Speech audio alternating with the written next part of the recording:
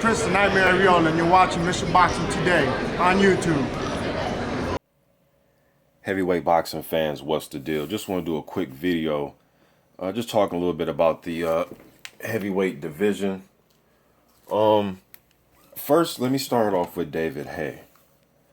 Now, when I do videos about David Haye, and I read some of the comments, I mean, you can just go on YouTube here and type in Mr. Boxing Today 2 David Haye, and just read some of the comments directed towards David Haye. A lot of fans are displeased with David Haye for various reasons.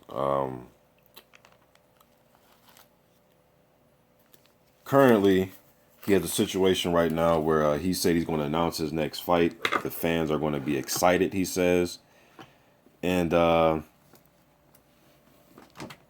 he didn't say anything about Shannon Briggs. And if that's the next fight, which we all thought it was going to be, why would you make us wait to hear an announcement about a fight that we already knew was going to happen, because you told us you were going to fight him if he fought on your Jericho undercard, which he did. He beat Zarate, knocked him out. It's supposed to be the next fight. You saw him at the Barclays at the past fight that happened in Brooklyn, in Briggs' hometown. You didn't even acknowledge him. You know, he was trying to chase you down. Shannon Briggs is hard to miss. You know what I mean? Like, even in a large setting like that, like with the crowd saying, hey, Shannon Briggs right there calling your name, and you hear him with the Let's Go champ and screaming. I'm not buying that you didn't hear him or anything like that. Although Haye didn't say that he didn't hear him. I haven't even heard him comment about it. If somebody has, please leave me that link in the comments section. But I haven't even heard Haye talk about this, about Briggs trying to get his attention at the Barclays.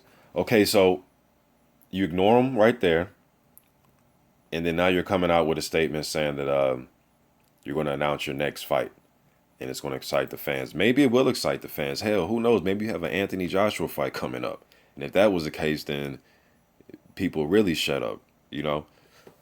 But a lot of fans, they're thinking that you're full of shit right now. They think that it might not even be Briggs, and it may be some, like an Edmund Gerber type. And nothing against Edmund Gerber, but that's not what we want. I really think David Haye is a top 10 heavyweight, regardless of sanctioned body. I think he is a legit top 10 heavyweight, based on, I know what I've seen of him, at least up until 2012. Although he had the fight with Vladimir, but up until 2012, David Haye was a damn good heavyweight. You know, guy that moved up from cruiserweight. Hand speed with the power. I liked his attitude. Good footwork. Good reflexes. You would think he'll have a chance against anybody.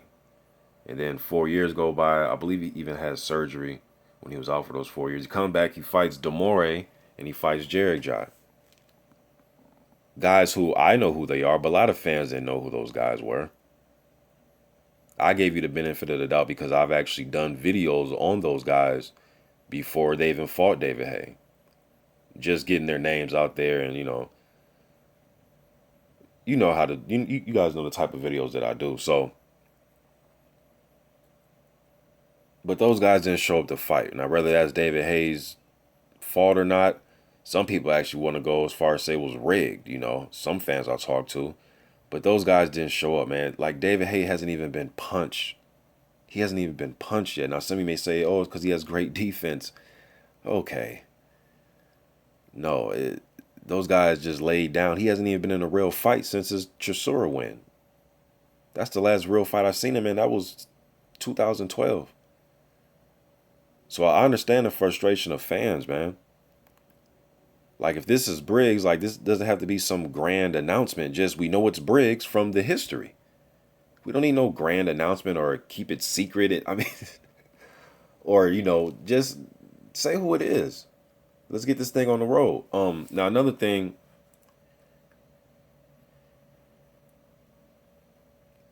Antonio Tarver. I know a lot of fans, you know, when I post my Antonio Tarver videos, I know a lot of fans, they say, hey, man, yeah, Antonio, we hear what you're saying, but you tested positive twice, so we're not really trying to hear what you have to say anymore. And I can understand that, but my thing is with Tarver, somebody just needs to knock him out. And he said it himself. This isn't me hating on him. He said himself, hey man, if you want to get rid of me, just knock my old ass out. If not, get in the ring. Let's go. People know who I am. I'm not some punch drunk guy as far as I've been knocked out 8 times or 7 times. Never been knocked out. I've been beaten decisively before I've hit the canvas, but I've never been knocked out. It's a name that you can have on your resume. The heavyweight division isn't filled with, a whole bunch of 22 and 21-year-old guys. There are some young prospects, Huey Fury, for example. There's a few young prospects. I can't think of everybody right now, but there's some super young ones as far as being in there. Nathan Gorman's another one. Darmani Rock. But this division is full of guys with, in their late 20s, guys in their 30s, guys in their 40s. Tony Thompson is still fighting. Klitschko's about to be 40. Mir Mansour is 40 plus. So, Shannon Briggs, Antonio Tarver, guys need to just go ahead and fight them, man. Like, they're in shape. They want to fight. They're marketing themselves. They get attention. I do videos about Shannon Briggs. It gets a lot of views, just like a lot of other YouTube channels. Antonio Tarver, his videos get a lot of views. People are still interested in what he has to say. It's not like, who is that guy? He works for PBC, so you see his face. As far as the steroid thing, and then I just seen some video that was on World Boxing News. Maybe I'll leave the link to that video in this in the description box. But Tarver was talking about one of his tests, and is it even legit that he failed? He was going into some details. I mean, you should listen to him, and you'll really get a full breakdown of his drug testing situation, at least from his point of view, and how he feels he's being blackballed, and why is it that certain fighters aren't getting treated the same way as him. I mean, some of you may look at it as excuses, but it's his story, and he's telling it. So maybe I'll leave that video in the description box. But I say, man, let's David Haye versus Briggs, and then have Dillian Whyte versus Tarver on an undercard. I'm not sure if that's possible. I think that'll make sense, because I don't think Dillian Whyte and Tarver is a headliner, and that's no disrespect to either of those fighters, but I think that's good, like, on the undercard.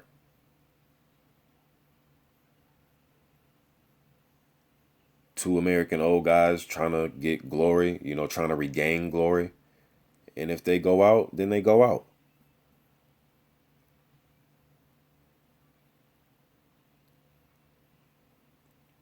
I think that doubleheader makes sense.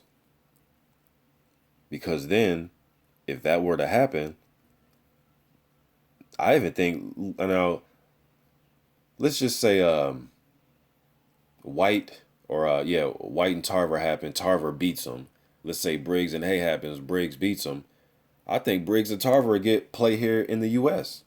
If they were to collect those victories on the road, that'd set them up for a fight here. Now, I know I'm speculating, that's,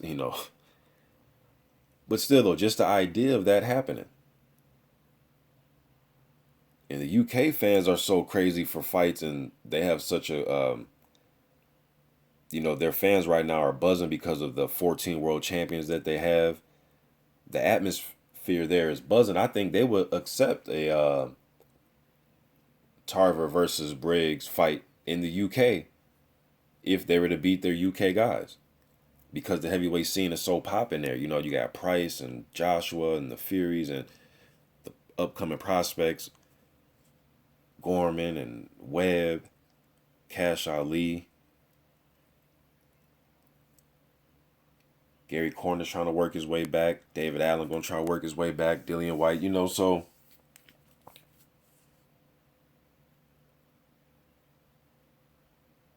I think that would make sense. They will accept that fight. I think the UK will even accept Tarver versus Briggs in the UK. And then let's just say Haye and Whyte prevailed, and they, beat those old guys. The possibility of them fighting and getting attention and fulfilling the, monetary needs of both fighters.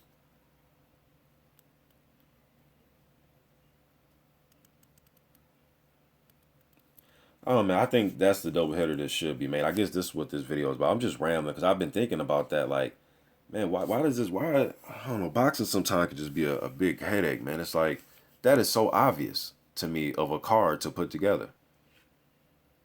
Now I know I'm a heavyweight boxing fanatic, but I was even thinking shit. And then you could just put those two fights. Nah, never mind. Cause Haye wouldn't want to be on the undercard. I was gonna say you can put those on the whoever Josh was gonna fight in the fall. Man, just have all three of them damn fights on the same card. That's how I look at shit. But I know let's spread those fights out, so on and so forth. But at the very least, though, I think Tarver and Whyte should be on the undercard of Briggs and Haye. So I don't know. You guys, let me know what you think, man. I'm kind of rambling right now, but just getting this video out there. I'm out.